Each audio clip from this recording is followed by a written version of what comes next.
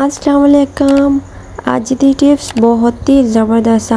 अगर ਤੁਹਾਡਾ रंग बिल्कुल काला वा, कोई भी क्रीम ਤੁਹਾਡੇ ਤੇ असर नहीं करती, ਤੁਸੀਂ बहुत ही परेशान आ तो फिक्र ना करो, ਤੁਹਾਡਾ रंग बहुत जल्दी साफ़ हो जाएगा। एक बहुत ही अच्छी टिप्स देवांगे ਤੁਹਾਨੂੰ, ना ही इन्नियां ज़्यादा गल्लां करके ਤੁਹਾਡਾ टाइम वेस्ट। बहुत सारिया तुसी महंगिया क्रीमां यूज़ कीतियां होंगियां, ਤੁਹਾਨੂੰ कोई रिजल्ट नहीं मिलिया होगा और बदले दे ਤੁਹਾਨੂੰ कोई काला कहता होगा, कोई की कहता होगा, ਤੁਹਾਡੇ कई तरह के नाम रखे होंगे क्योंकि लोगों को आदत आ हर किसी की बेइज्जती करना, जो कि बिल्कुल किसी से हंसना नहीं चाहिए।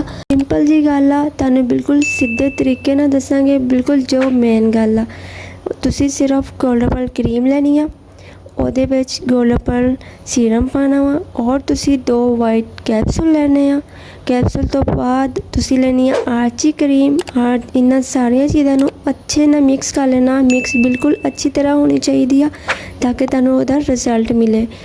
रात में तुसी किसी भी फेस वाश ना या साबन ना तुसी अपना फेस वाश कर लेना वा अच्छी तरह और क्रीम लगानी है। तुसी डराउना बिल्कुल नहीं है, हल्की ही मसाज कर लिया और क्रीम लगा के तुसी रिजल्ट इंशाल्लाह बहुत अच्छा आएगा। सुबह में तुसी मुँह धो के देखियो, तुहाडा चेहरा इन्ना शाइन करेगा और तुहानूं इन्नी अच्छी ग्लो मिलेगी। तुहानूं बहुत ज़्यादा खुशी होगी कि तुहाडा रंग बहुत वाइट हो चुका वा और तुहानूं ग्लो बहुत ही मिलेगी।